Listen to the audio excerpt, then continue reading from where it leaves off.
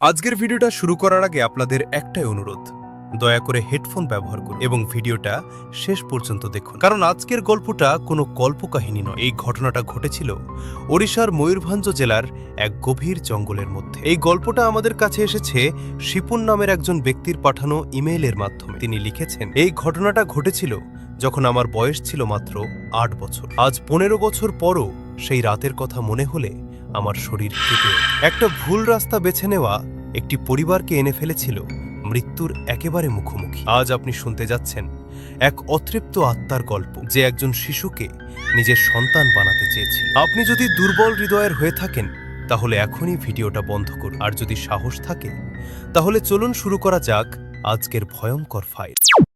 মান্ডিয়া হল ওড়িশার ময়ূরভঞ্জ জেলার একটি ছোট গ্রাম। সেই গ্রামেরই বাসিন্দা শিপুন। এই ঘটনাটি ঘটেছিল যখন শিপুনের বয়স ছিল মাত্র ৮ বছর। সে তখন বাবা মায়ের সঙ্গে মান্ডিয়ার বাড়িতে থাকত। একদিন ঠিক হয় তারা নানির বাড়ি যাবে। নানির বাড়ি কস্থা গ্রামে, প্রায় ৪৫ কিলোমিটার দূরে। সেই সময় রাস্তার অবস্থা খুব খারাপ ছিল, তাই যেতে প্রায় ২ ঘন্টা লেগে যেত। শিপুনের বাবা বলেছিলেন বিকেল ৪টার মধ্যে বাড়ি ফিরবেন, কিন্তু সময় গড়িয়ে ৪টা, ৫টা, ৬টা হয়ে গেল, তিনি ফিরলেন না। অবশেষে সন্ধ্যা ৭:৩০টার দিকে তিনি বাড়ি এলেন। হাত মুখ ধুয়ে প্রস্তুত হতে হতে তারা বেরোলো প্রায় ৭:৩০টার দিকে। বাবা বাইক চালাচ্ছিলেন, মাঝখানে শিপুন, পেছনে তার মা। কিছুদূর যাওয়ার পর তারা একটি ডাইভারশনে পৌঁছালে। একদিকে হাইওয়ে, অন্যদিকে ছোট একটি রাস্তা যা সরাসরি জঙ্গলের ভেতর দিয়ে গেছে। জঙ্গল পার হলেই কস্থা গ্রাম। বাবা হিসেব করে দেখলেন জঙ্গল দিয়ে গেলে আধ ঘন্টার মধ্যে পৌঁছানো যাবে, কিন্তু হাইওয়ে দিয়ে গেলে ১.৫ ঘন্টা লাগবে। ডিসেম্বর মাস, কুয়াশা, ঠান্ডা, তাই শেষমেশ তারা জঙ্গলের রাস্তাই নিল। জঙ্গলটা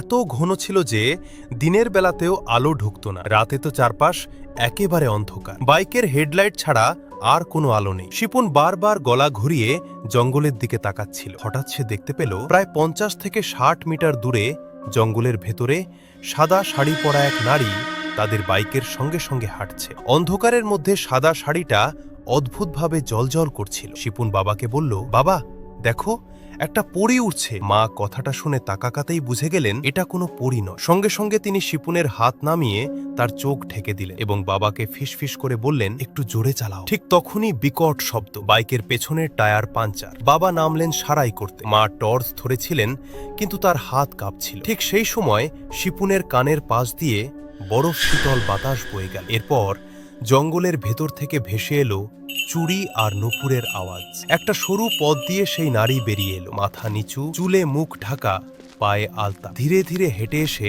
তাদের পেছন দিয়ে রাস্তার অন্য পাশে চলে গেল। পাঞ্চার ঠিক হতেই তারা দ্রুত সেখান থেকে বেরিয়ে পড়ল। হঠাৎ শিপুন দেখতে পেল সেই নারীর ঘাড় পুরো ৩৬০ ডিগ্রি ঘুরে গেছে। সে ভয়ঙ্কর চিৎকার করতে করতে বাইকের পেছনে দৌড়াতে লাগলো। কয়েক সেকেন্ডের মধ্যেই সে ভেসে উঠে বাইকের একেবারে ওপর চলে এলো। তার চোখ শুধু শিপুনের দিকে তাকানো। মা জোরে জোরে তাদের পারিবারিক দেবতার নাম জপ করতে লাগলেন। হঠাৎ করেই সেই নারী অদৃশ্য হয়ে গেল, কিন্তু জঙ্গল ছাড়ার ঠিক আগেই আবার তাকে দেখা গেল। রাস্তার ধারে দাঁড়িয়ে সে বলল, তোমাদের কেউই জীবিত বেরোতে পারবে না। কোনোভাবে তারা নানির বাড়ি পৌঁছালে, কিন্তু শিপুন তখনও থামছিল না কাঁদা। সব ঘটনা শোনার পর এক ওঝাকে ডাকা হলো। সে সর্ষে দিয়ে বৃত্ত এঁকে মন্ত্র পড়ল, পকেটে মন্ত্রপুত পাতা রাখল। তখন শিপুন একটু শান্ত হলো।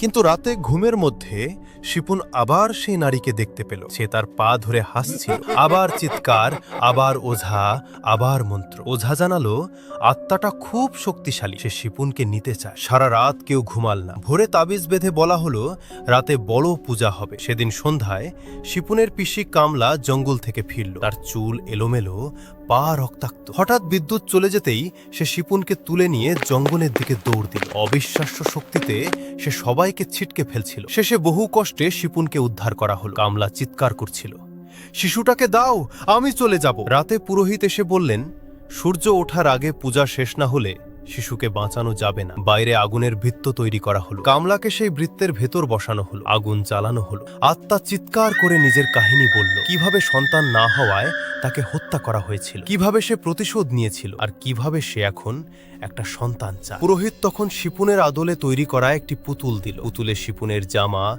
চুল, রক্ত ব্যবহার করা হলো। আত্মা সেটাকেই নিজের সন্তান ভেবে নিয়ে নিল। হঠাৎ সে আগুনের বৃত্ত পেরিয়ে ভেসে উঠে জঙ্গলের দিকে ছুটল। সবাই ধাওয়া করল। সেই জায়গায় গিয়ে তাকে থামতে দেখা গেল যেখানে একদিন বাইক পাঞ্চার হয়েছিল। পুরোহিত জানালো এবার তার আসল দেহের শেষকৃত্য করতে হবে। কবর থেকে কঙ্কাল তুলে সঠিক রীতিতে দাহ করা হলো। আগুন জ্বলতেই এক বিকট চিৎকারে আত্মা ধোঁয়ায় মিলিয়ে গেল। কামলা গাছ থেকে পড়ে গেল। ভাঙা হাত পা নিয়ে বেঁচে গেল। শিপুন বেঁচে যায়। কয়েক সপ্তাহ সে অনুভব করত কেউ যেন সব সময় তার আশেপাশে আছে। তারপর ধীরে ধীরে সব স্বাভাবিক হয়ে যায়। আজ 15 বছর পর শিপুন সম্পূর্ণ সুস্থ। এই ছিল শিপুনের জীবনের সবচেয়ে ভয়ঙ্কর অভিজ্ঞতা। আজ 15 বছর পেরিয়ে গেলেও সেই জঙ্গলের রাতটা তার স্মৃতি থেকে কখনো মুছে যায় না। এমন অনেক গল্প আছে যেগুলো আমরা ব্যাখ্যা করতে পারি না, কিন্তু অস্বীকারও করতে পারি না। যদি আজকের গল্পটা শুনে আপনার শরীরের ভেতর একটুও অস্বস্তি অনুভব হয়ে থাকে, তাহলে ভিডিওটাকে একটা লাইক দিন। আপনার জীবনে বা আশেপাশে যদি